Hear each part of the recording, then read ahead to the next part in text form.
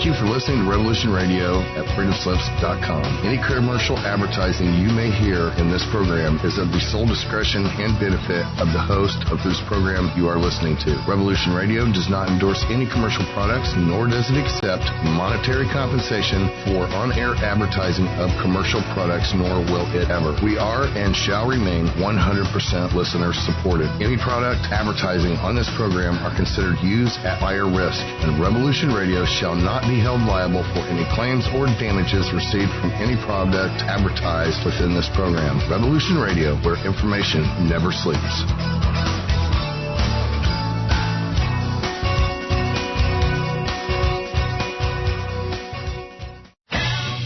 I need somebody help, not just anybody help. You know I need someone help. When I was younger, so much younger than today, I never needed anybody's help in any way. But now these days are gone and I'm not so self-assured. Now I find I've changed my mind and opened up the doors. Help me if you can, I'm feeling down, and I do appreciate you being around. Help me get my feet back on the ground. Won't you please help me? Hi, Jim. Monster 383 from Revolution Radio here. We're getting no sound from you right now. We got dead air. Just to let you know. Can you hear it now, Marcus? Yeah. No. You can hear now. Yes. Okay, very good. We'll resume. We'll go back to the beginning. Sorry about that, sports fans. We're going to reconstruct. This is Jim Fetzer, your host on The Raw Deal, right here in Revolution Radio Studio B, the 7th day of July, 2025. I'm joined today by my co-host, Joe Olson. We're going to talk about some of the key issues and developments. He may not be Santa Claus, but Benjamin Netanyahu is coming to town again. We have a report from Global Research. Benjamin Netanyahu is on his way for a third visit to Washington during the first 6 months of the second term of President Donald Trump. Bibi requested the visit because he clearly wants something he never likes to hear anyone tell him no.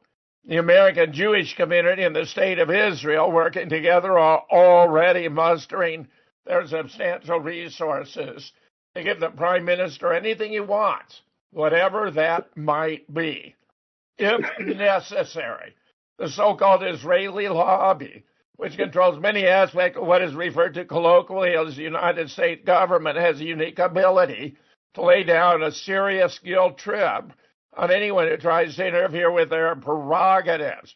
Their ability to persuade is frequently based on repeated invocations of a semi-mythical event called the Holocaust, which has been and will continue to be a burden on all the rest of humanity forever. Additionally, we believe, and again, Global Research is reporting, will Bibi ask Trump to nuke Iran? Ritter says yes. You can usually tell which side won a war by simply observing what happens after the hostilities end.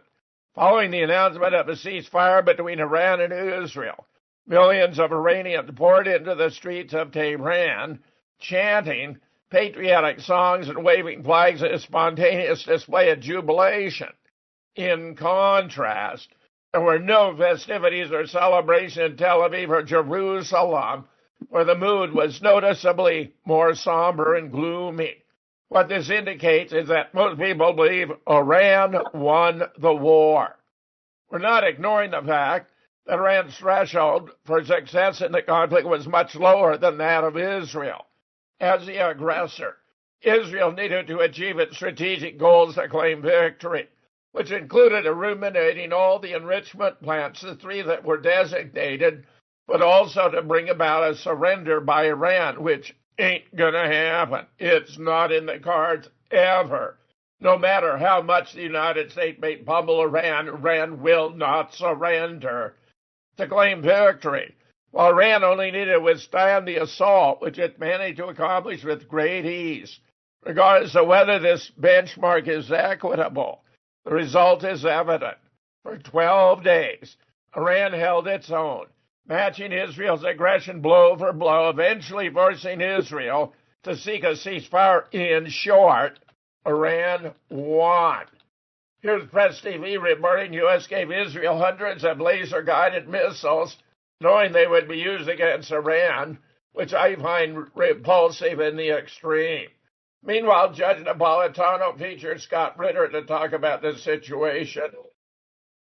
Bartiromo, the bombs that he dropped 2 Saturday nights ago totally obliterated Iran's nuclear facilities. The Secretary of Defense has repeated that mantra. Is there any evidentiary basis to make these claims? There's, I guess, circumstantial evidence, meaning that, according to Pete Hegseth on the Fordo facility, it's been studied now over the course of many years by 2 DARPA scientists who, have postulated a theoretical scenario involving ventilation shafts and the precision application of GBU-57 bombs that could hypothetically produce a result that, in theory, could have caused collapse or thermal destruction of centrifuges contained inside the Fordo facility. So the B-2s dropped the requisite number of bombs. Photographic imagery shows the bombs landed approximately where they're supposed to. I mean, according to the president and Pete Hegseth, the size of a refrigerator door. I haven't seen the evidence to sustain that. But the point is, he doesn't know because they have no way of knowing what happened inside. There's theories about what could have happened, vibrations, collapse, heat. But they simply don't know. What we do know is that the Iranians are in the process of excavating into the facility. Remember, they filled up the tunnels before the strike. And so they're in the process of gaining access. And, whether or not they choose to share what they find with us is their business. But what we do know also is that the president simply doesn't know, has no idea, no way of knowing. He is acting on a theory that was put forward by 2 scientists. I've dealt with a lot of people who put forward theories. I've put forward theories. Theories don't always play out. Reality is a tough mistress, and it just doesn't always work out the way you think it's going to. But we also know that there's 2 other, the big 3 facilities, Natanz, Fordo, and Isfahan.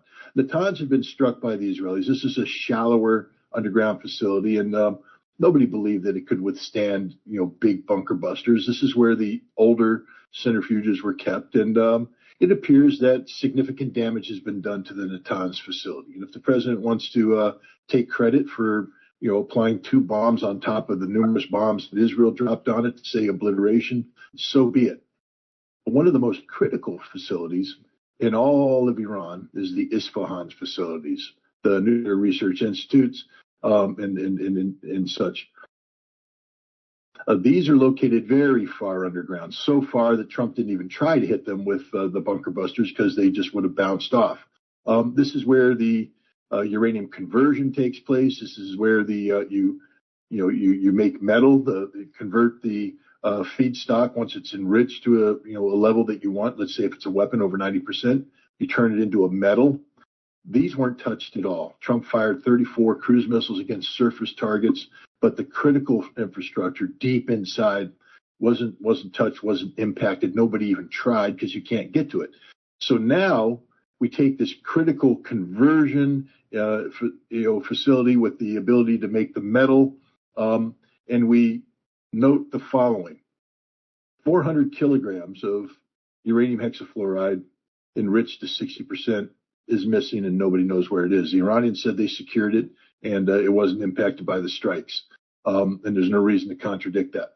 We know that since January, February of 2021, Iran has been producing centrifuges that are no longer accounted for by the International Atomic Energy Agency because Donald Trump withdrew from the JCPOA, in which accounting for centrifuges was one of the critical aspects of monitoring.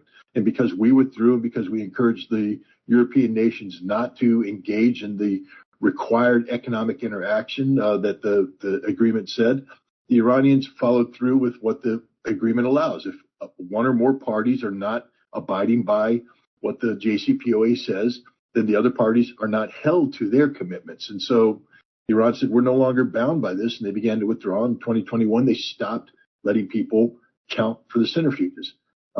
You can build a lot of centrifuges in 4 years. Iran has over a dozen buried sites around Iran, similar to Fordow, that easily could be converted. In fact, they were in the process of declaring a third uranium conversion facility when the bombing took place.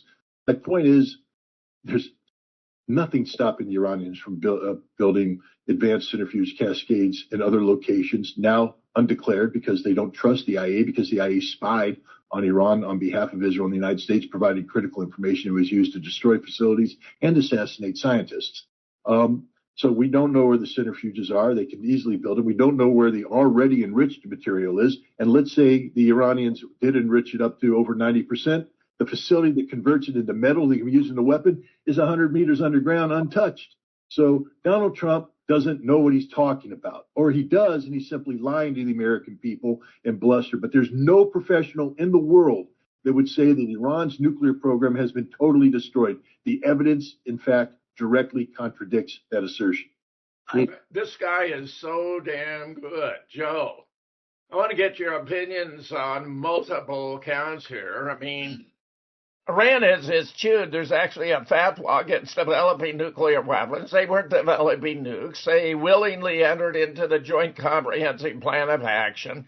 They were adhering to the Joint Comprehensive Plan of Action.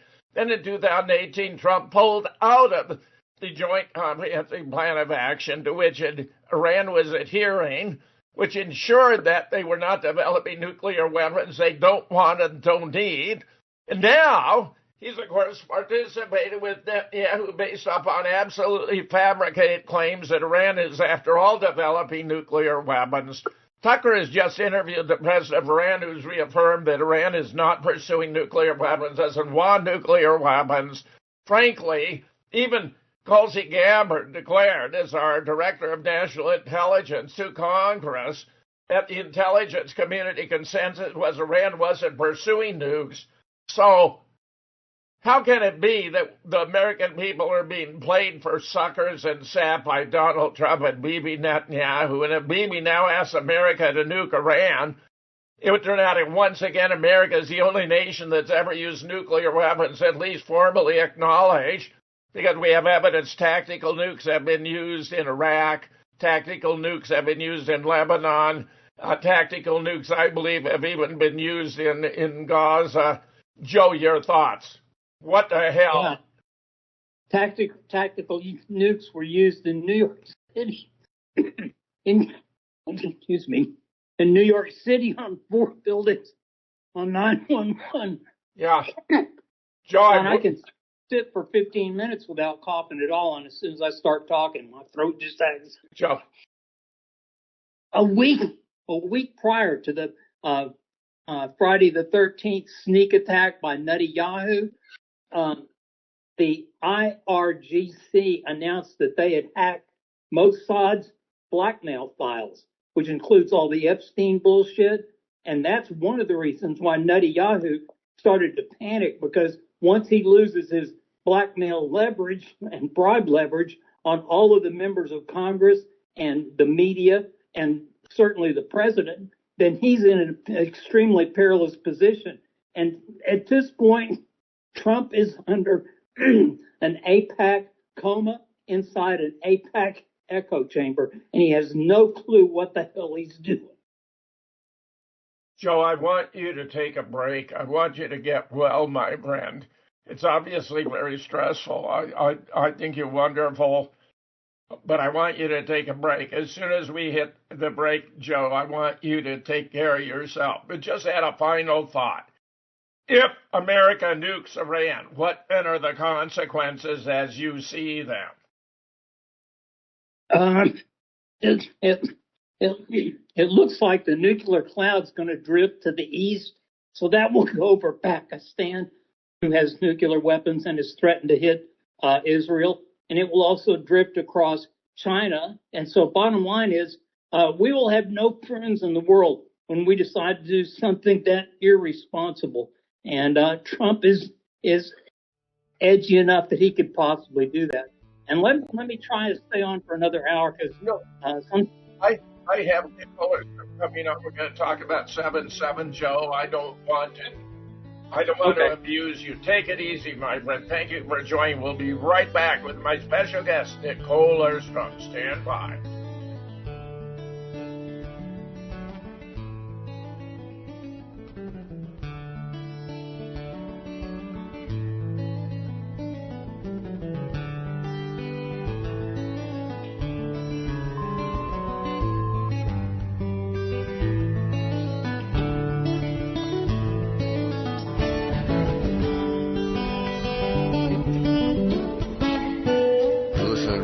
Radio at freedomslips.com, and we'll be right back after this message.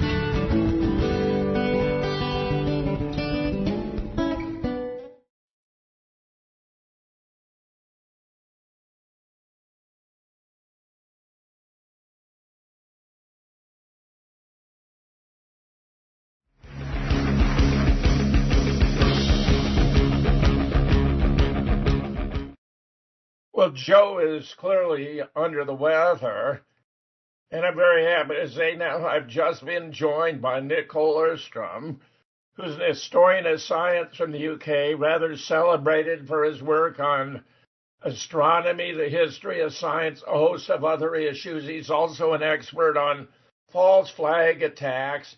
He has a book on false flag conspiracies in Europe where he addresses over a dozen, a baker's dozen. He's an expert on so many different issues. I'm a huge fan of Nick Erstrom, whom I regard as perhaps the most honorable man I've ever known. Nick, welcome to the Raw Deal, my friend. Welcome. Hi, Jim. Can you hear me? Yes. All right. Can indeed, my friend. And yeah, excuse these earphones. They've got a bit wonky. They look great, Nick. They look great. Okay, now, you of course, have turned out to be the leading expert on the London 7/7 subway bombing attacks. Your book there on that's strange, Jim. I was in the London 9/11 Truth Group in this country, okay? And we love talking about the event when it happens. And I live fairly, like a lot of Londoners, I live fairly near where the bombers went off. And then I started going to the J7 Truth Group, July the 7th Truth Group. And so I was sort of in between both of these groups. And I quite like telling stories. I pulled the story together. This book we're looking at, I told the whole story. First edition, I didn't quite get it right. I hadn't quite understood that on the morning, 4 lads from Leeds, or 3 of them, really had gone up to London, and the conditions under which they went to London. So the second edition of the book, I think I got basically the right story. But I mean, I don't think I was original in what I've told here. I've just pulled together what a whole lot of people in these 2 different groups were saying, you know, and I seem to become a kind of spokesperson,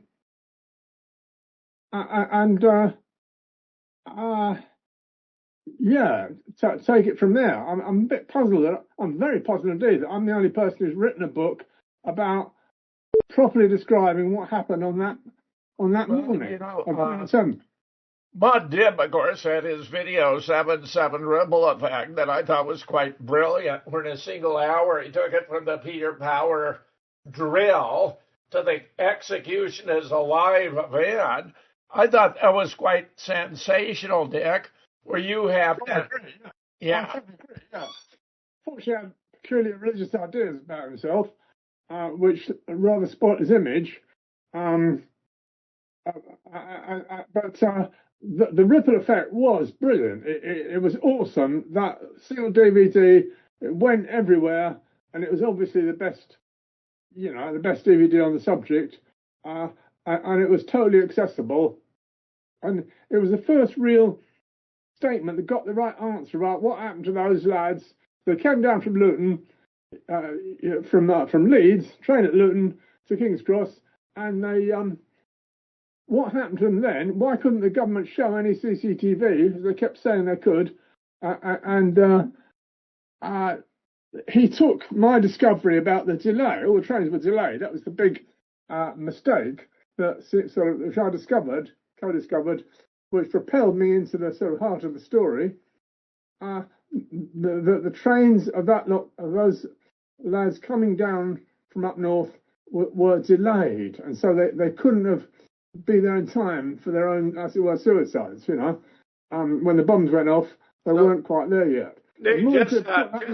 Just to back up one step, these young lads who were Islamic, I don't know, were they telling me more about their ethnicity? They appear to have been recruited to participate in a drill. That was their understanding, but unbeknownst to them, they were going to be used as patsies for real explosions that would be blamed on them.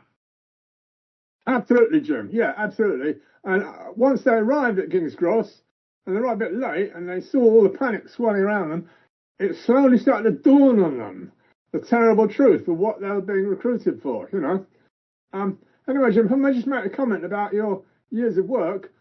You did some really good interviews with Muadzib, and I would like to hope that you'd have an archive of all your interviews so anyone could check up your Muadzib, for example, your Muadzib interview, which I hope won't just get lost in the sands of time. I think 20 years on now, let's try to make things so that students can get the truth of these things. And your interview with Muadzib would be a really good archive to have. Yes, Nick. I'll seek to get it back out and republish it. I think that's a great idea, Nick. Great idea. So, well, I actually think all of your discussions, the Kennedy assassination, all the research should be fully archived and available for researchers. Anyway, Jim, sorry, I'm digressing. No, I appreciate it, Nick. I appreciate it more than you know. That was very kind of you. So what was it you felt you got wrong in the first edition that you straightened out in the second? All right. Well, the general view of us lot in the 9/11 Truth Group was doubting whether those lads had got to London because there were no pictures of them in London. Nobody had any pictures to show of those 3 or 4 lads from Leeds being in London on that morning. So the general view, we didn't know what happened to them, but was that they weren't there. They obviously weren't there when the bombs went off. But what we hadn't realised was that, yes, there actually were. I can give you two good reasons why they weren't there. Perhaps we'll come to that in a minute. Oh, sorry, why they couldn't show the CCTV. But Muadzib intuited, what he got was intuition, was the fact that these lads turned up at King's Cross late. Then what did they do? They bolted back to where they just came from, the train station. They got on the train and they ended up at Canary Wharf. That's a big modern complex in East London. And there they were shot. There were reports of 2 or 3 terrorists being shot that morning. And Muadzib's intuition told him that was actually where those lads from Leeds met their fate. Nick, my impression is they went to Canary Wharf because Reuters and AP, so forth, have their newspapers. The leading international reporters would be there for them to share what had happened with them. That's a very good conjecture, Jim. Yeah, that's what people have wondered. I think it would have been partly that, and partly that it was just quite easy to get to. They just nipped back onto the train they just got off from, the overground. But whatever happened, Muadzib put us on the right path, that those lads did meet their fate at Canary Wharf, shot dead, and immediately after that, the government started going with the story of the terrorists who had been, found and so on.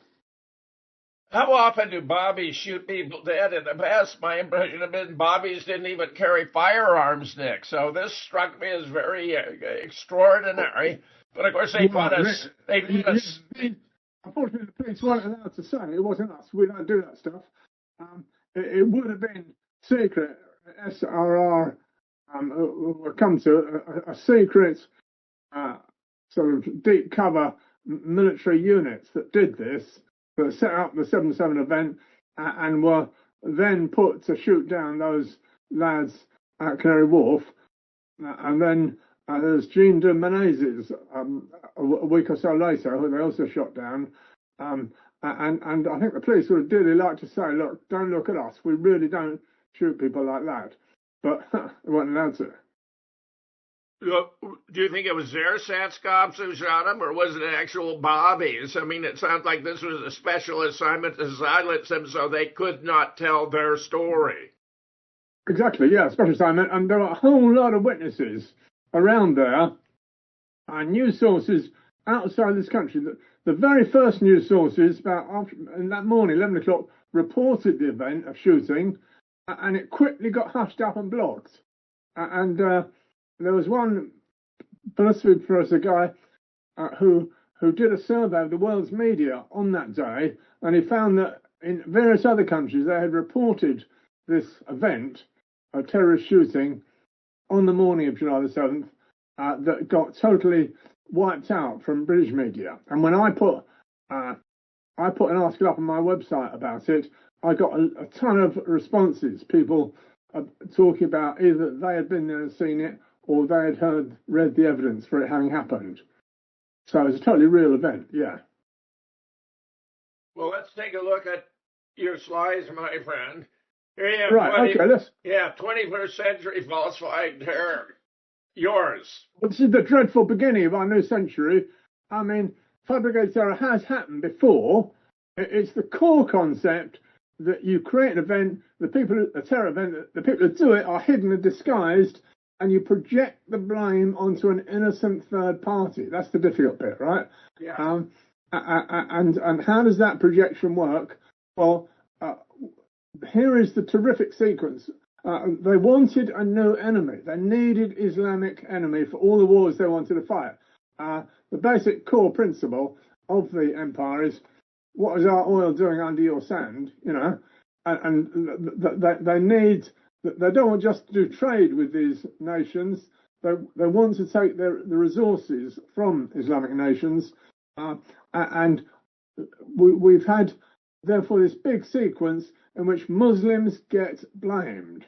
Now, I would argue with all of these, we're looking at 6 here, none of them were done by Muslims, okay?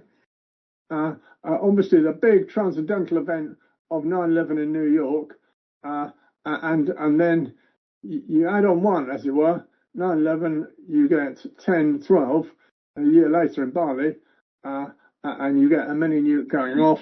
Nick, let's stop and talk about 9/11 ever so briefly. What was blamed on 19 Islamic terrorists under control of Osama bin Laden in a cave off in Afghanistan. It was absurd on its face. This is a very sophisticated operation. Palestinians would have been ill-equipped, ill-prepared, and capable of carrying it out. Obviously, they were the patsies.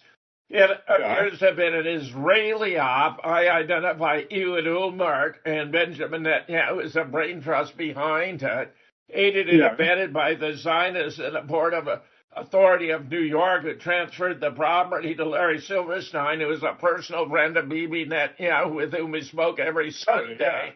You know, to create a pretext to draw American forces into the Middle East to take out the modern Arab states that served as a counterbalance to Israel's domination of the entire region, and eventually to confront the Persian nation of Iran, which is where we stand. We had the announcement 7 Islamic nations going to be taken out in 5 years. Yeah. That was never questioned. But why is that parallel the book of Deuteronomy of 7 powerful nations who God is going to do it in? And we're at the last of these now, Iran, the last of the list of 7, you know. So something totally anti-human is going on. Let me point out, all of this is using the United States military to do the dirty work for Israel. That's what's going on again and again and again. And I find Right. it. Well, no, my book, Terror on the Tube, I very much underestimated. I was very cautious about saying any Israeli Jewish influence. I think partly because our group was paranoid about being accused of anti-Semitism, you know. But I did the Chronicles of False Flag Terror that you published, and that's got a chapter on 7/7, which goes more into the Israeli Mossad angle on it. It is very palpable evidence that Israel was the only country that knew it was going to happen, that more or less indicated it was going to happen, that had foreknowledge of the events, that had its security agents working on underground, had Benjamin Netanyahu right there, more or less listening to the bang, and it was the bus Tavistock Square went off just where the Jewish Congress was located in that same square. The whole thing was, I think, configured with an Israeli angle on the matter. Yeah, I'm fascinated to hear that. I'm utterly not surprised. You mentioned here. I think we need open discussion. We need to demand university courses on state fabricated terror. Students would love it. Students want to hear this. Students know that this is how modern politics work. And can we please, the professors don't have to agree with me. They have to allow students to discuss the matter. And students are allowed to reach their own viewpoint on who is doing it. And not just get scoffed at as conspiracy theorists, which is, you know, we've really had enough of that. This thing is happening, it's going on. And let me just add that this stupendous sequence of fabricated terror events which blames Muslims culminated in 2017 with a big Manchester Arena event. Yeah. We'll come up to that, Nick. I wanted to mention let me just say, these initial ones, you've got real deaths, real blood and horror in these events you're looking at here, okay? And then a few years later, around 2012, the perpetrators or the empire realizes, hey, look, this is rather stressful. It's much cheaper to have actors and dummies and fake blood. And so you get the transition that all conspiracy theorists need to understand, this great transition. So when we got the last of these Islamic terror events in Manchester Arena event, which our colleague Richard D. Hall is being prosecuted for at the moment because he told people the truth about it, that was, nobody was really hurt. Nobody was even, it was totally fake. I'm noticing about the Bali bombing, Nick. When I read the description of the bombing in the New York Times, which at the time was a relatively reliable source of news, unlike the propaganda organ it's become as a Zionist outlet, the Bali bombing was clearly a mini nuke. I just couldn't believe it was so powerful. Yeah, it was a mini. You're absolutely right, Jim. A mini plutonium bomb, and they let the water flow from the blast scene to try and wash it into the sea to try and get rid of the radioactive contamination. And there was one journalist who suspected this, and he was trying to collect samples, and he got quickly ushered out of the country. They just put the story that it was ammonium nitrate bomb by this terrorist. As you rightly say, it was people were vaporized. People disappeared, vaporized, and a lot of buildings turned into bits of tangled steel. Oh yeah, sure. A fertilizer bomb, right? Tell us about Istanbul, Madrid, London, Mumbai. Well, Istanbul was a relatively small event, but what I noticed that Bush and Blair were meeting in London just on that day, and it's important to appreciate that deadly duo, Bush and Blair meeting together. They were ratifying the war on terror, and Bush was so unpopular that he literally could not go in the streets anyway in London. Okay, and so that event, Istanbul event, rescued him. The headlines were all, instead of saying everyone hates George Bush, the headlines were, oh yeah, Bush and Blair stand tall against terror, we resolutely fight against terror, and so forth, you know. Okay, Madrid was very much paralleling the London bombing. It had 4 trains blown up, and it was in the morning. These things, what was it? Quarter to 9, 11 minutes to 9, 9:11. These things happen in the morning. Public terror events have to happen in the morning in order to get newspaper coverage, right? That later that day, there have to be morning event lasts about an hour to get proper media coverage, and it was kind of well, I could say farcical, but the point is that real bombers went off and people really died. But the process of trying to blame these Muslims was quite obviously fabricated, and it was quite the problem the Pops have is that you need high-powered explosives to make the thing happen, but the clueless Muslims you arrest don't know how to make the explosive or have any way of getting them. So that's sort of complication in the narrative, you know. Of course, we have the 7/7 London subway bombing we're discussing today. Then tell us about Mumbai. I don't know much about the Mumbai events, but no, I'm not really competent. But it's about the military obviously taking over from a more civilian government and telling people they've got to join the fight against terror and so forth. You know. Okay.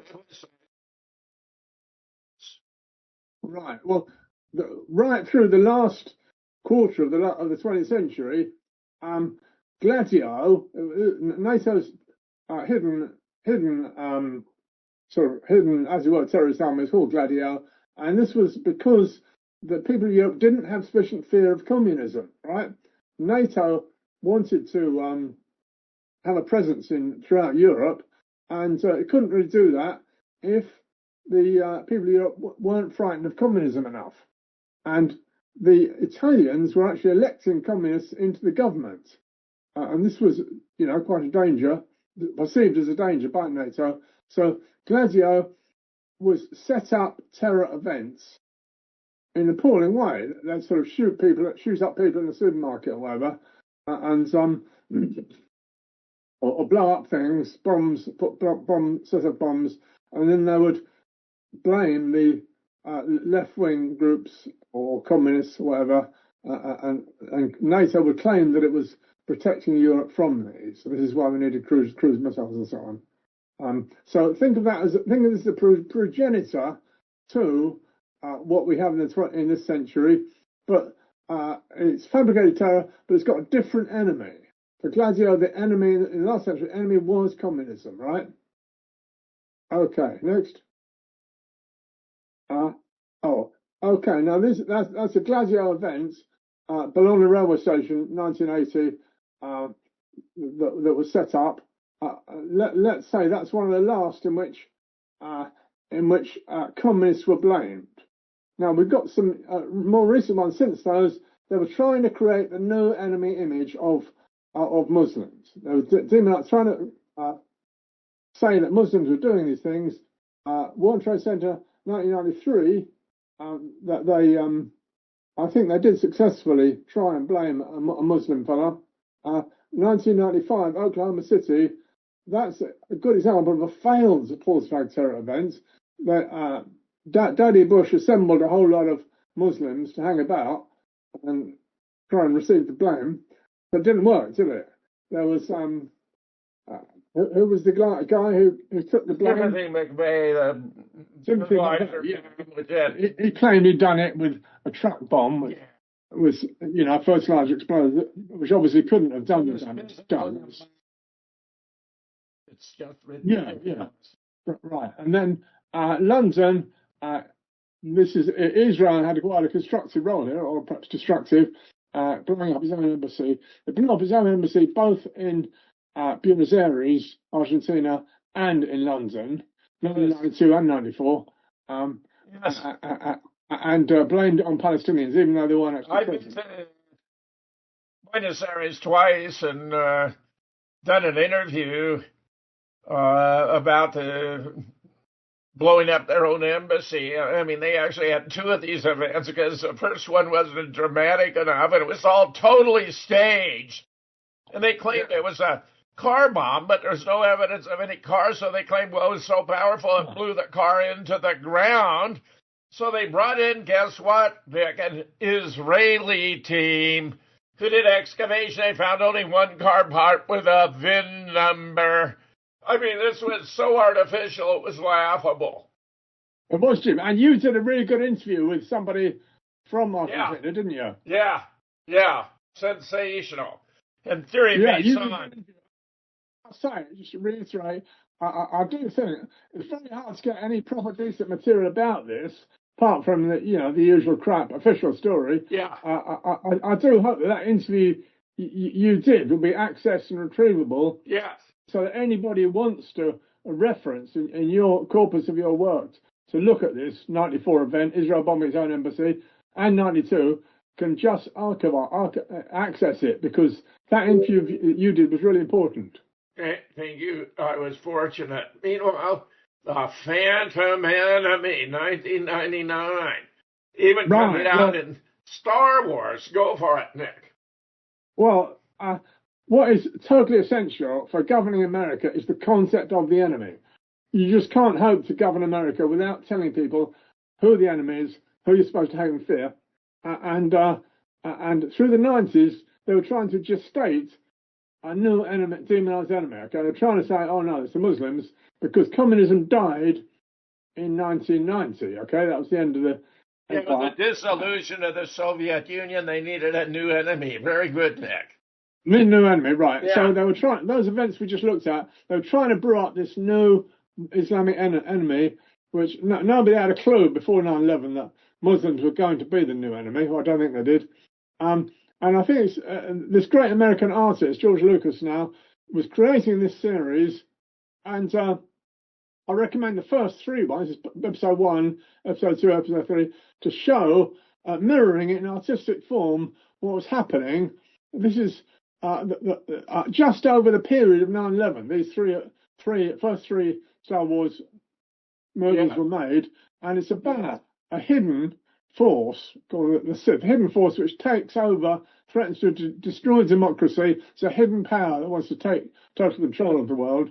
And I think the concept of the Phantom Menace is very important and valuable, because all these events we've been looking at have got a Phantom Menace or have projected or imaged a Phantom Menace that it talks about an evil threat that doesn't actually exist. Yes.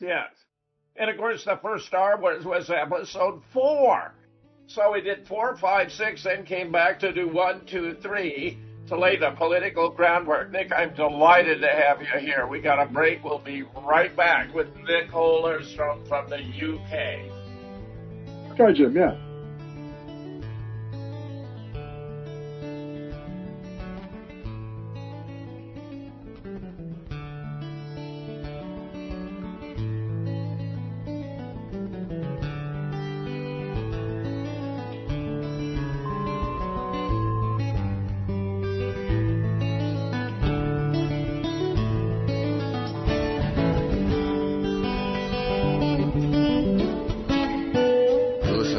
Radio at freedomslips.com, and we'll be right back after this message.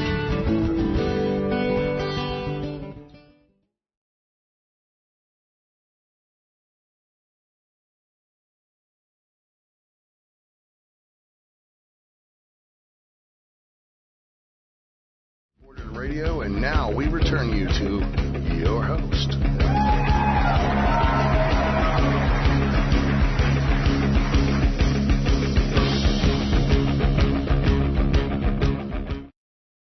Nick, you've been making such a powerful point about the need for a new enemy with the dissolution of the Soviet Union in 1990-91. Communism would no longer work. It wouldn't fit the bill. So they shifted to Islam. Absolutely fascinating, Nick. Absolutely fascinating. And they had to, of course, orchestrate these various phony events, contrived events, and blame them on Muslims in order to bring the point home to the American people and the world at large. Yeah, I think that generally after 9/11, suddenly within 24 hours, you were given these 19 hijackers, Islamic hijackers, so quite suddenly we had the Islamic terror image, and it's been going all that, and it abruptly ended in 2017. Suddenly we get a new enemy. Oh, it's Russia. Oh, big bad Russia. At least I'm talking about Europe. I don't know how you experience it, but suddenly in Europe we've got big bad Russia, which is very unconvincing. People in this country don't fear or hate Russians at all. Yeah. We don't want a war against Russia, and it seems incredibly pointless to ordinary people. But suddenly, Islamic terror is finished, it's gone, more or less completely gone, and you get crappy narratives about the terror from Russia, which I won't go into. But I love anyway, that do-it-yourself fake terror. Yeah. Right. Well, you can hire all sorts of, rubber dummies of injured people, or you can get wounds terrifying wounds that you can paint on, So crisis actors you can easily get, fake blood and stuff, to add realism, and also you can get actors who are trained to bring realism into your event. And the philosophy of these events is that because terror is likely to strike your business at some point, you might as well prepare for it. And so you do a big rehearsal. And the bottom line is, or let's say the secret, the secret event is that the preparation and training turns into the event itself. So there's the famous 9/11 comment about, is this a drill or this is not a drill? Yeah. That the drill morphs into the event itself. Yeah. Okay. Now, these are likely to be the people who did it, or at least the British branch of whoever did it. The SRR Special Reconnaissance Regiment is it's an element within the British Army from Ireland, Special Forces. They go deep cover, I mean, the people who actually plant the bombs in the trains or underneath the trains on that morning of 7/7, who helped whatever made the bus blow up, they're likely to be these people. I mean, I think there might have been some more exotic technology, and Israeli agents would very likely have been used, but these guys are heavily suspected, yeah. Obviously, they have to remain unseen and invisible because the blame is going to be given to the 4 Muslims. Right. So these two are meeting at the summit in Scotland for a big G8 summit, and everybody all the world has hopes. It was about forgiving the debt of Africa, wasn't it? There'd been a terrific music concert, and there were hopes that the G8 would forgive the debt of Africa, and have some, turn a new page bring sort of debt forgiveness, and instead the bombs go off in London, synchronising with these two being together. And as I mentioned a couple of years earlier, that happened the previous time those two were together. Bombs went off in Turkey. So these two meeting and shaking hands seem to have an effect of terror striking. So Tony Blair immediately comes down to London, and he says that same day, what were the words he used? We know that this is an Islamic event, something like that. We know that Muslims did it. He said that the very same day, and that's very comparable. We should compare that to in America with 9/11, when people started giving the name of Osama bin Laden, practically as soon as the towers had fallen. The news media were murmuring his name. So when trauma strikes, that's the philosophy. Trauma strikes, then you put the new concept into people's minds when it opened with trauma, So that's what Tony Blair was doing, giving people the story, the image of Muslims having done it before a police had the faintest clue of who had done it or even what had happened. And it's so bizarre, Nick, because, of the 3 Abrahamic religions, Judaism, Christianity, and Islam seems to be the most encompassing, because they regard Muhammad as a prophet, yes, but they also regard Jesus as a prophet. They regard Moses as a prophet, Abraham as a prophet. They are the most encompassing. I don't see them as, out to carry out crusades. And I mean, we have had holy wars, of course, but I mean, they seem unlikely. Whereas the Jews, Judaism is a principle to destroy the Goyim. I mean, they take enthusiasm in killing Christians. You have this. Yeah, I think historically there's no question that international terrorism and terrorism as a national policy has practiced and originated by Israel ever since it was set up as quite manifest accepted policy that it's the way to get things done. and obviously its motto, by way of deception, shall you make war, it always uses deception officially. So as you say, there's no question about this. I don't think Muslims do this kind of tricky thing. I mean, occasionally they have wars, like there was an Iran-Iraq war. When this, But that's not at all the same, is it? So I don't see the thread of deception in what they do. The celebrated rabbi is that Schneerson was suggested to be the Messiah, return of the Jewish God incarnate. He denied. No, he said it can't be the Messiah because there's still Christians alive on earth. Isn't that astounding, Nick? They take joy. And now, of course, we got a guy who is ISIS, Al-Qaeda, but actually turns out to be Mossad running Syria. And they're beheading all the Christians they can get their hands on, Nick. It's grotesque. Why Christian nations have given the Holy Land to the one people on earth who hate Jesus Christ? Yes. I mean, it's quite hard to comprehend. Yes. And in fact, the answer lies in your country. You've got this bizarre aberration of Christian Zionism that one believes that somehow the divine plan will be fulfilled.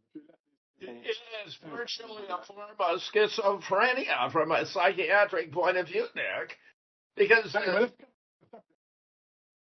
yes, but it's so important to get the big picture, Nick, because, the transition from communism to Islam, I mean, that's being fostered by a Zionist-oriented, powerful group that wants to blame Islam and bring about war between Christians and Muslims. It seemed to me that would be their ultimate preference. Yeah, I think so. Yeah. So this absolutely mad concept of a war on terror is created for this new century. I mean, it's quite obvious that these people are creating terror. The British Air Force creates terror whenever it bombs another dark Muslim nation, which it does quite frequently. I mean, these are the source of the terrorists. Beginning of the century, just before the 7/7 event, there was terrific rage on the streets against the way Tony Blair had led us into this war in Iraq with a complete pack of lies, absolute pack of lies, to get the British Army to invade Iraq. And so I think this is very much a process of managing opinion. We're creating these events which are then used in newspaper headlines. This is to do with the management of public opinion, So that when they have an agenda they want to promote, they create or stage these events in order to justify the actions they'd already decided to take. Yeah, basically, right. Yeah, right. Okay, so the terrible thing happens, and it's important to appreciate that it really was terrible. Something really did go off. I'm not sure what in the trains.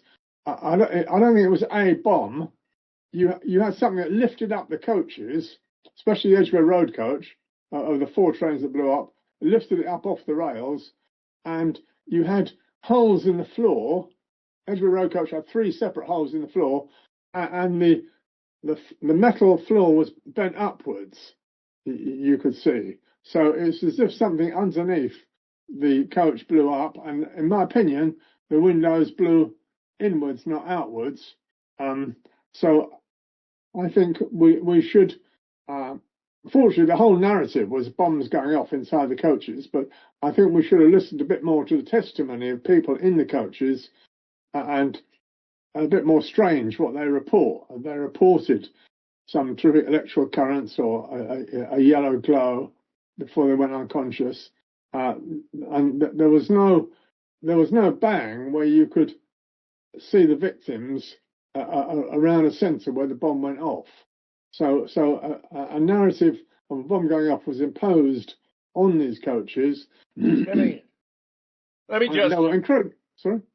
just underscore your point that if the lads who had backpacks, which were supposed to be loaded with explosives, had set them off, then the holes would have been blown downward. The metal would have been exposed downward. Instead, it was exposed upward because the explosives were underneath, not inside of the carriages, the subway cars. Totally, yeah. No, I don't think any witnesses really saw those lads, but they had to be imagined, because of the delay in getting to London, they had to be imagined as being on the train. But the point is that the most basic physical evidence contradicts the official account. Yeah, and let's please note, and let's please remember, that these coaches could never be seen by journalists. There were 3 coaches on 3 different lines, underground lines, that blew up, and we've got harrowing accounts, dreadful accounts of people in the dark struggling to come out of these coaches and find their way along the platform, but no journalist was allowed to see those coaches. So even finding out where they were was quite difficult. They were taken to a special army place for a year, and then they were dismantled. So the main evidence for the crime, which is blown up coaches, was kept secret. Journalists couldn't, nobody was allowed to see them. And the pictures you're allowed to show is extremely limited. Here's one picture here. So that was extremely fishy behaviour. Oh, yeah. If one wanted a global argument for this having been a fraudulent event, they've concealed all the evidence. There's no proof of it having been legitimate, and the fact they concealed it is because it was proof that it was not. No, right. Okay, now here is 52 people supposed to have died. I can't swear that they all died. In fact, I think 1 or 2 of them, I investigated 1 or 2 of them who didn't die. But generally, these seem to have been real deaths as far as I can tell. In Las Vegas, which was supposed to have been the biggest mass shooting in American history, they put up these bios and photographs. And I had a very, very good student, Mona Alexis Presley, and tracked down and found, to the extent to which they weren't merely Photoshop variations, in other words, the same person appearing more than once. They're based upon persons who died in different states or on different dates or from different causes of death. They were all fabricated. I suspect it was similar here in the UK. Well, let's bear in mind, this was rush hour. And it were real trains, and so if the coach blew up, there have to have been people there. Okay. And in the inquest, they gave you a detail of the coaches where each person was sitting. So with the bus, I'm not sure. I only saw about 2 dead bodies around the bus. I don't think many people, the bus that blew up in Devonshire Square, I don't think, there are more than, there's supposed to be 13, I think. On 9/11, even though it's an orchestrated event, real people did die. So here we have an orchestrated event in London. Real people did die. I'm agreeing with you, Nick, about this point here in this case.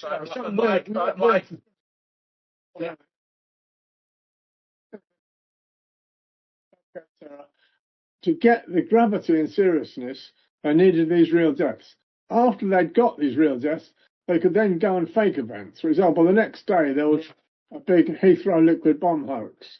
They could arrest some Muslims for something that might possibly have happened on the aeroplanes, might possibly have been intending to make bombs, and of course nothing happened. We can get away with that because of this event the year before. Yeah. You know? So that's phantom terror. Okay, here's a rather strange memorial, which the government put up. I mean, I guess 52 of them, 52 posts.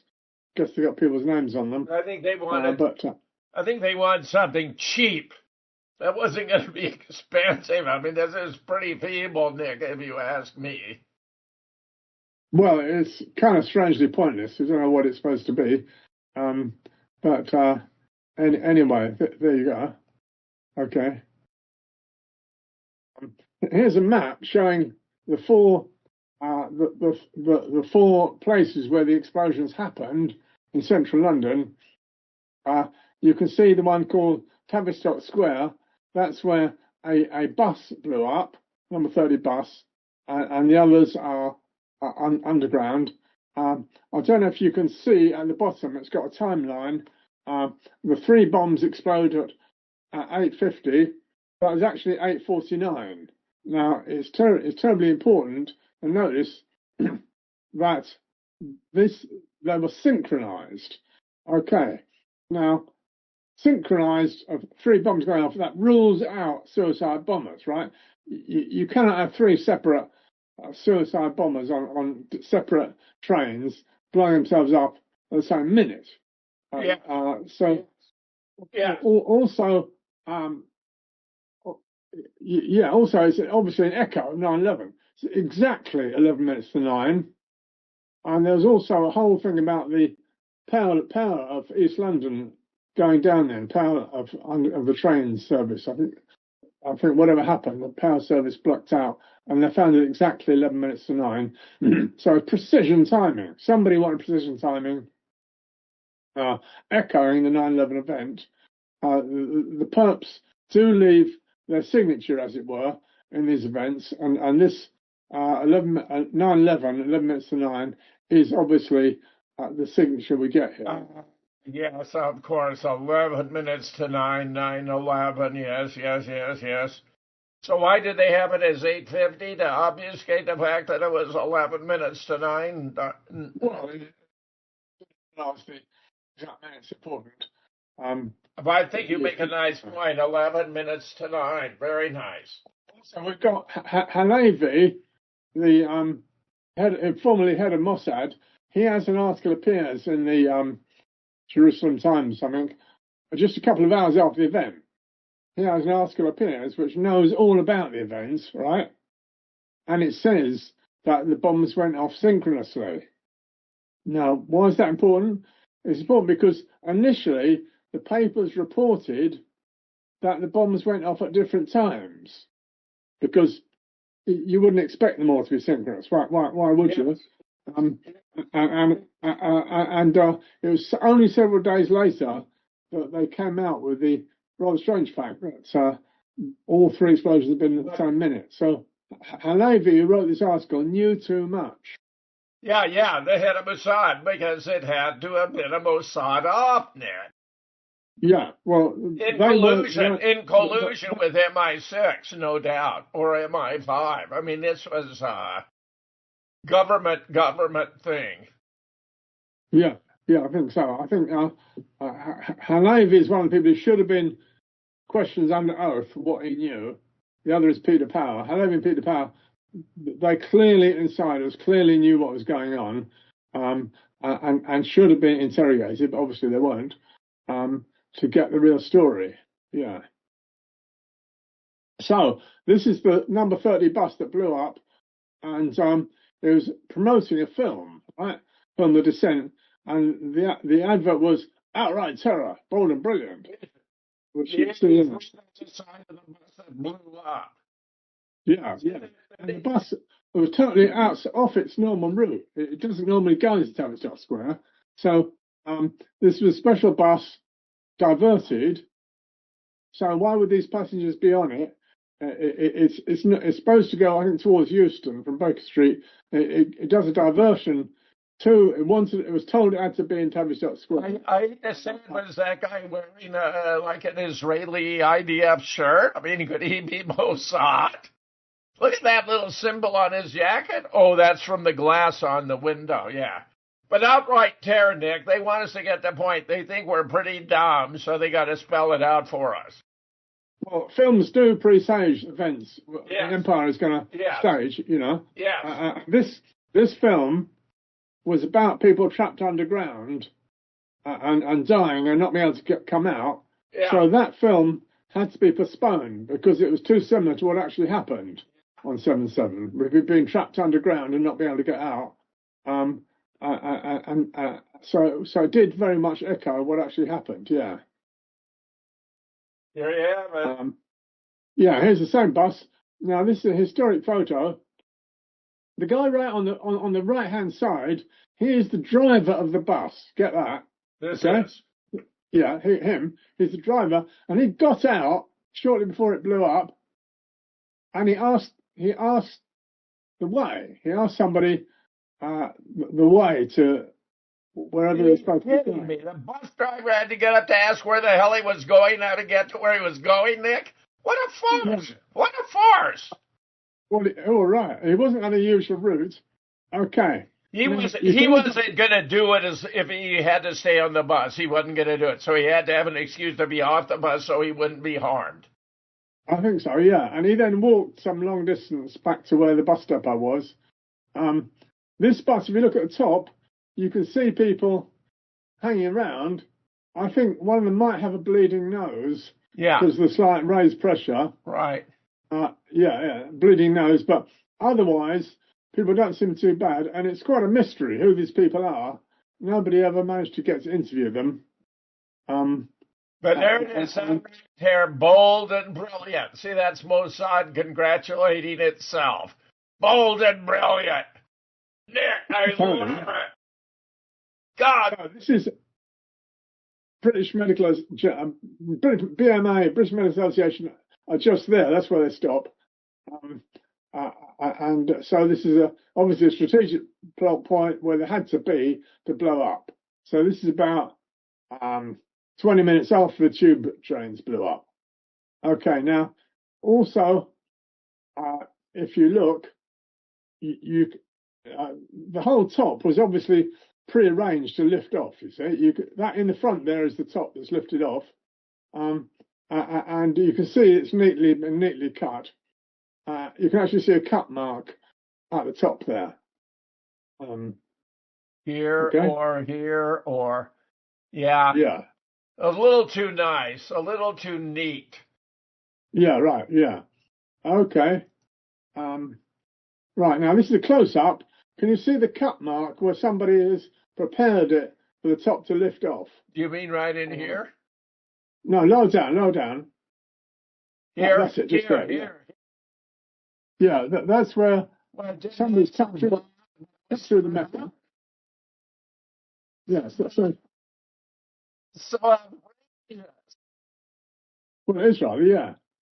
So the whole thing lifted off. That's another picture released. Shows the extremely level line that was cut. Yeah. So the whole top of the bus, that's the same bus. That's the other side, right? The whole top neatly lifted off. That was for dramatic effect. Yeah. Okay. This is another one. Iconic picture. It's not at all clear that there was a bomb. Something exploded and made this bus explode.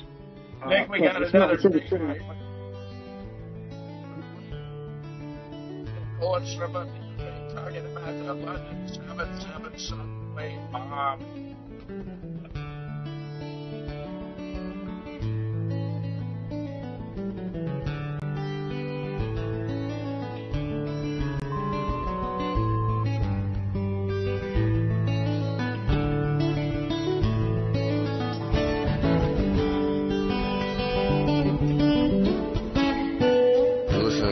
Radio at freedomslips.com. We'll be right back after this message.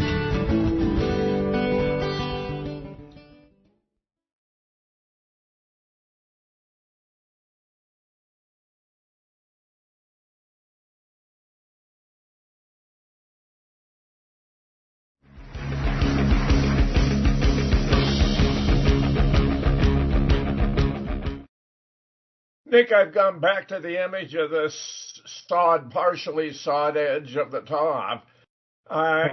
It seems to me that they were not going to use a very powerful explosive to do this, probably to avoid collateral damage in Tavistock Square. So they had to prep the bus to make it look as though it had been a more powerful explosive than they actually used. Would you agree? Well, all we saw was a puff of blue smoke from the other side of Tavistock Square. I think there were pictures of that. If indeed there were a lot of people up in that top part of the bus, it had to lift off without causing them too much damage, or deafening them and so on. So it's quite mysterious. It is very mysterious what happened on this bus. Were there interviews? Yeah. Were the interviews with the passengers to say what it was like? I mean, the bus looks bad, but you're saying the passengers actually were generally unharmed. Yeah, there were a few interviews because there were a lot of in the aftermath of this event. There were a lot of so-called inquests and inquiries which heard stories, but they didn't evaluate them. You never had anyone saying what happened or trying to judge what had been experienced. They were just stories that we heard. Okay.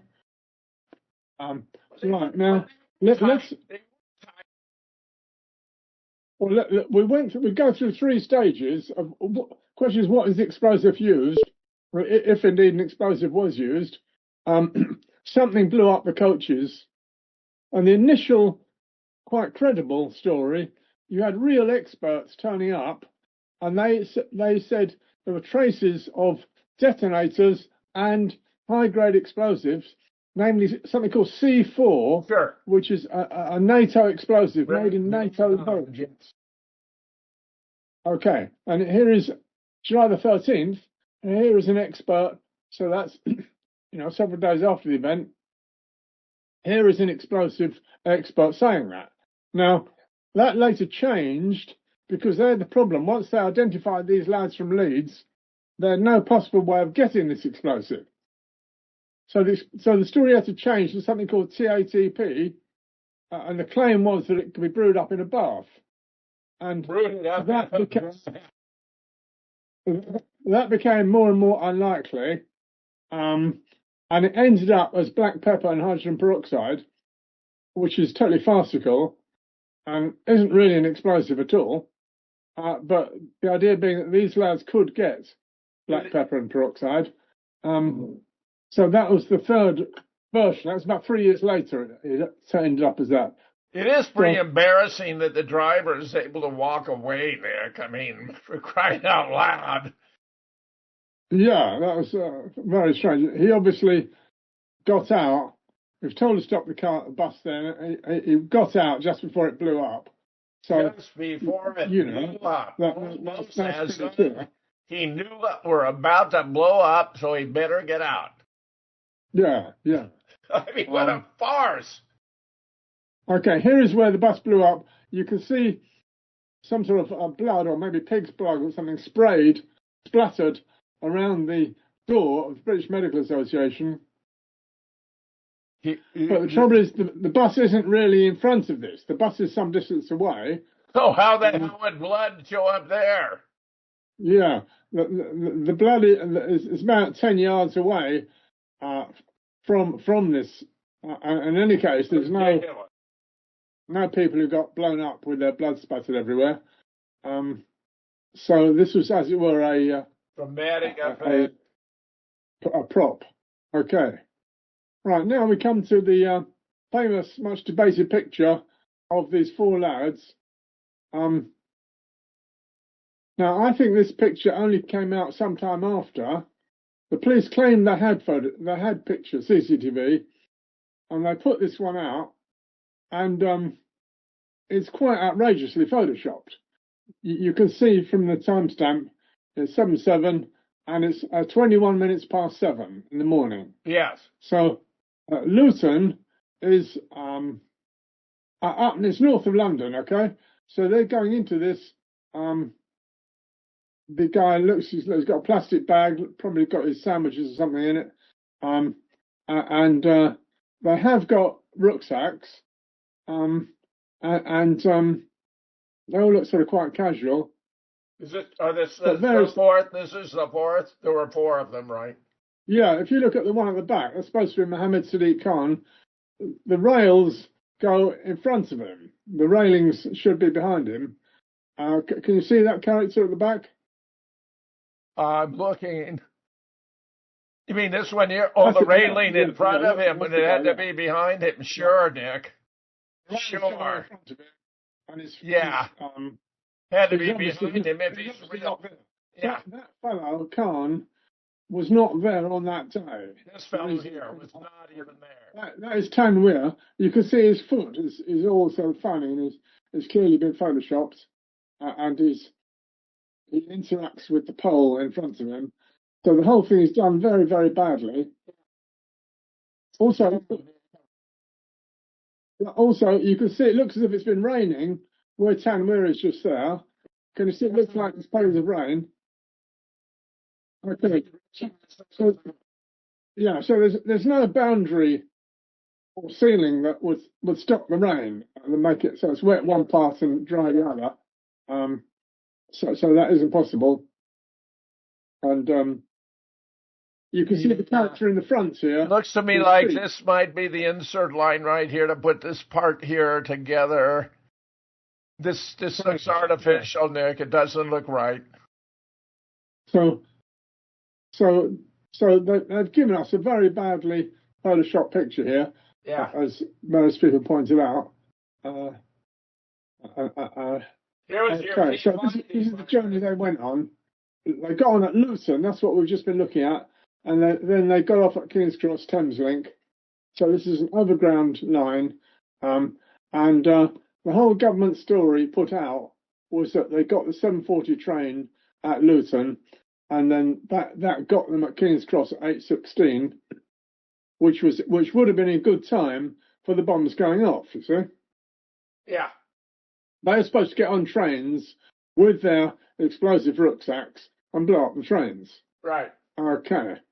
Now, for when the bombs went off, I put down here when the trains left King's Cross. There's 3 different trains they would have had to get. 8:35, 8:42, 8:48. For the 3 different locations that blew up, okay? To remind you, so the first they went off at 8:49, didn't they? Right. At 11 minutes to 9. Minutes to 9. So, yeah. Simultaneously. Okay. Right. Now, I then discovered, me and a colleague, we got the actual train times, we got all the records from those stations. Very fortunate. And the 7:40 was cancelled that morning. It didn't run. Yeah. And all the other lines were late. They were delayed by various things going on with the line. So the actual train schedule was different, and this is what wrecked the whole plan. Yes. So it was a perfect crime. It was these train delays that ruined the whole plan. Yeah. So it seems they probably got the 7:48 and arrived at 8:42. Right. So they went ahead with a fake story, right, of 7:48 and arriving at 8:42 because it wouldn't work without that, even though it was contradicted by the reality on the ground. Yeah. I think a year later in the House of Commons, they admitted that there was no 7:40, and it was all had to be, so it wasn't clear at all what train they were supposed to have got, because they claimed to have CCTV that had shown them at that early time, so it wasn't easy for them to back out of that. Right. Okay, now, there was some real CCTV released at the inquiry, which was a few years after the event, that I was present at, and here you can see Hasib Hussain, one of the 4 lads. Here. He's pottering around about 5 to 9 at Boots the Chemist. So he's missed his appointment. Here's the guy who's supposed to be on the bus, right? And the bus blows up about It's quarter past. Is his Quarter body past 9. is his body recovered from the bus? No, not at all. And nobody saw this very large, conspicuous fellow. It was huge. It would have been very conspicuous on the top of a double-decker bus. No one could miss it. Yeah. Well, it seems what actually happened to him, he got separated from the other two. Khan wasn't there. Khan pulled out of the whole thing the day before. I'll come to that. 3 of them were there. And Hasib Hussain got separated from the others, but he had a mobile phone. And he rang them up. He didn't realise that was his, as it were, death warrant. But they had provided them with mobile phones so they could track where they were going. And Hasib Hussain potted around.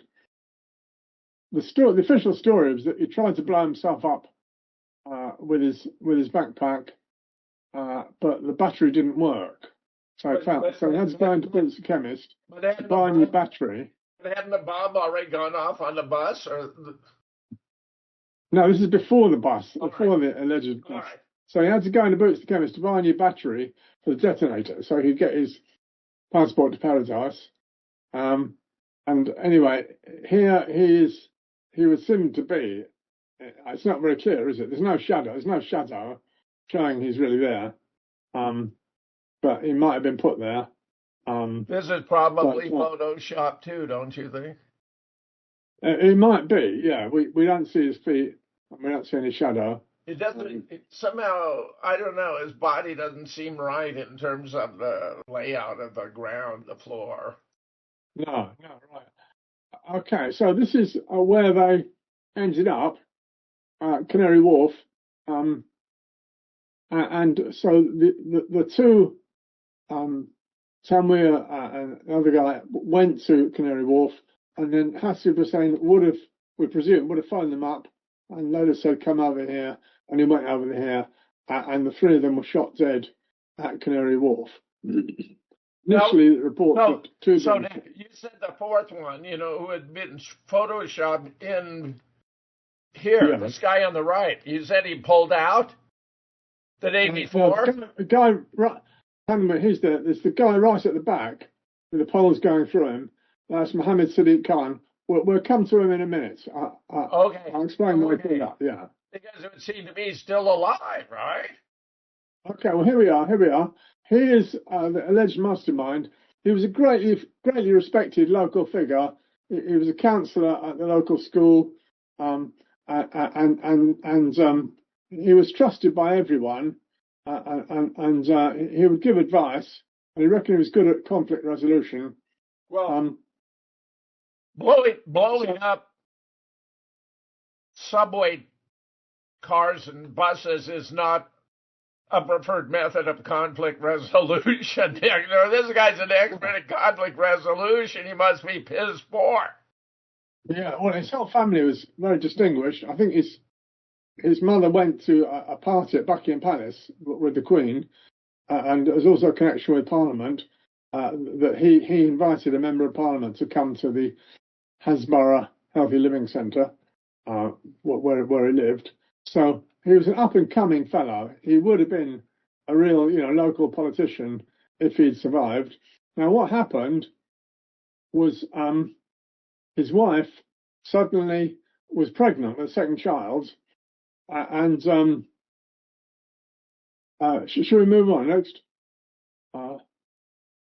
Just move on. Next, that's it. So that's his wife, expecting a second child, and she picked up the stress. I think she must have picked up the stress of what the ghastly plot was, and she started to have a miscarriage, and that was right, or go into a birth, possibly to give birth, and he therefore had to pull out. So he telephoned, I think the day before, the 5th or 6th of July, he telephoned to the others, "Sorry, I have to pull out." But of course, it was just an acting gig. So it really wasn't a big deal. Well, they would have been paid a lot of money. It was all exciting. They loved going up to London, those lads. it was the excitement of seeing the town and everything. Yeah. And some of them had been for a practice run 10 days earlier, 3 of them. It's exciting for them to see the big city. Anyway, Khan pulled out because his wife was having this complication, which turned out to be a stillbirth. Yeah. It was very terrible. Yeah. And that was basically the last that was seen of him. Really? Okay. They couldn't afford to let him live. What about the wife? Has she disappeared as well? Yeah, so he vanishes, and he is allegedly there in London. They don't let the story go out that he cancelled it because of the birth complication of his wife.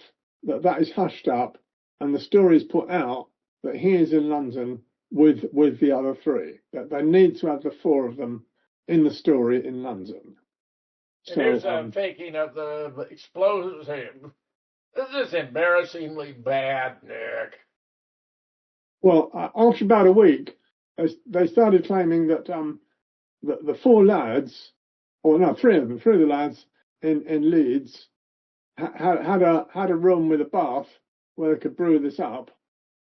Now, fake terror events, they nearly always have hydrogen peroxide. That is allegedly how it's brewed up, how some explosives are brewed up. And the problem is that you simply cannot buy strong hydrogen peroxide in any shop. You cannot order it. There's no way these lads could get. You can get, hair bleach or something, but that's not nearly strong enough to go bang, right? You need it's a viscous liquid, and only maybe a school can order it. Strong hydrogen peroxide, and likewise strong sulfuric acid. You might be able to get that from a shop. But certainly not peroxide. That's the flaw in the argument. The idea that they can make this TATP, and also it has to be kept cold in a fridge. So the idea was that they'd have some ice cooling thing in the car as they drove down, so that was TATP was. For a long time, it was the favoured explosive, but still, it was extremely incredible and unlikely that those lads would know anything whatever about chemistry. Right. That was very much the weak part of the whole story.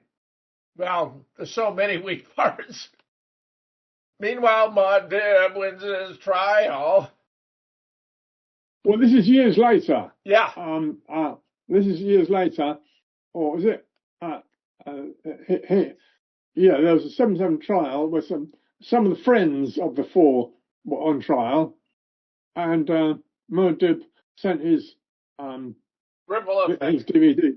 7/7 Ripple Effect. Anyway, he was they put him in jail for the duration of the public inquiry. It was a 6-month, rather farcical public inquiry. I think it was 2010, and they put him in jail on a quite absurd charge, and he won his case, which was quite commendable. So here's a bunch of us. I just think it's a nice picture of us. All right. Okay. I don't think you know the other people. Okay. Here is the 7/7 inquiry. July 7th, UK. You can see some of the researchers. So it's a 9/11 Truth group, as well as the 7/7. So these are, as it were, the movements that got the whole story out. Me and my friend Keith Madison, who was bumped off by the authorities, Really? Because it's a dreadful story. But anyway, this fellow here bumped off. What happened to him there? Well, he ended up in a hospital, hardly be able to remember who he was, and then he had something, back trouble or something in hospital. He suddenly popped off. He was a sort of Buddhist, anarchist, socialist who was a real moving force in the truth movement. Yeah. What was his background, Nick? What got him into all of this? What got him into it? Yeah. I'm just wondering about was there something about his background that drew him into the truth movement? I mean, a number of us do this because we have special background and ability that enable us to sort these things out in ways that those with different backgrounds cannot. I just wondered if there were anything distinctive about his background. Well, he was in the old 9/11 Truth Group. Yeah. He was in Scotland, and he was very much liaising with Muslims, trying to bring people together. And he was dead keen on Judy Wood stuff. In fact, he's acknowledged in Judy Wood's book, What Brought the Towers Down. He's acknowledged. This chap is acknowledged as one of the people who helped her, which I think is amazing. Where did the towers go? Yeah. Yeah. Cliff Munson. He certainly helped me to produce the book, you know. Nick, the parts of the show you missed had to do with Netanyahu coming to visit Trump for the third time in his second admin. We expect he's going to ask for permission to nuke Iran or ask the U.S. to do it. Yes.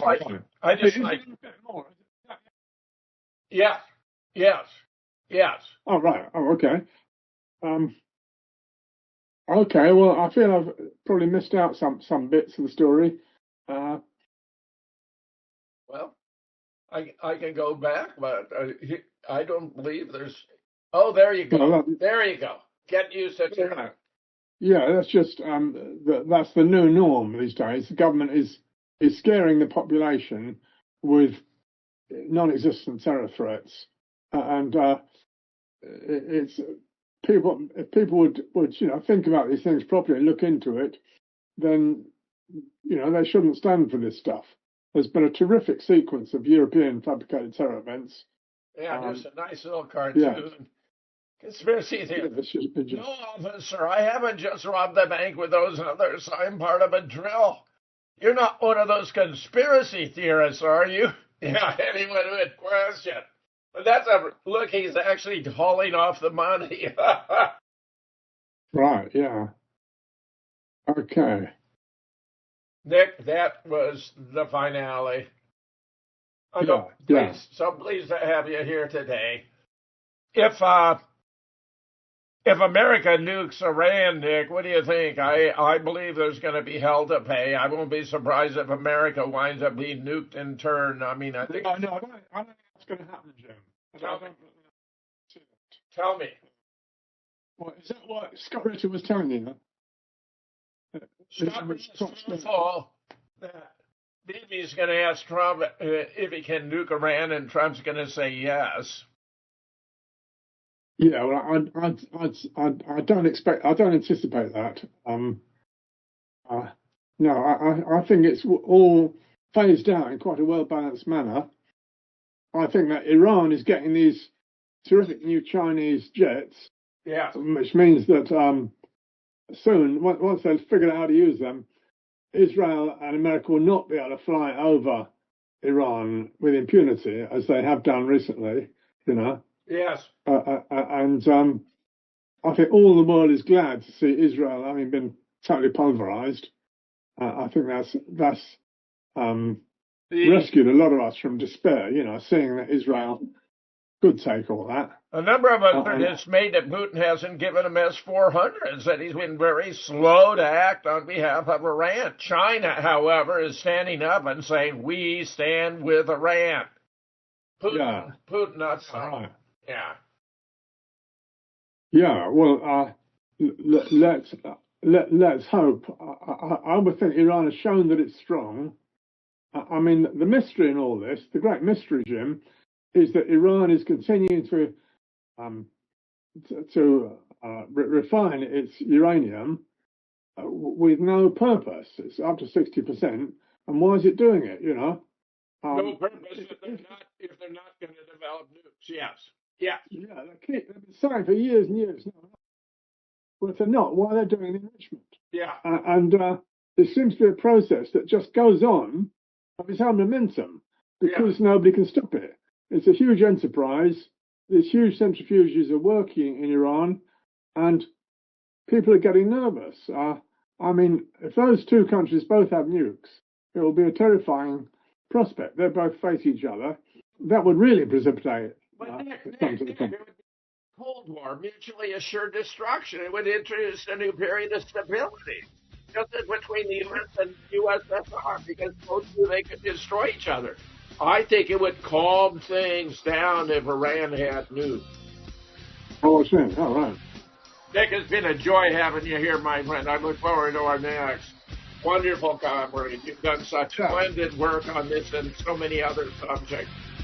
Okay, well, it's the 20th anniversary of the 7-7, and these terrible events will continue. People will wake up and get angry and string up more money for these weapons. And they won't tolerate it. Everyone.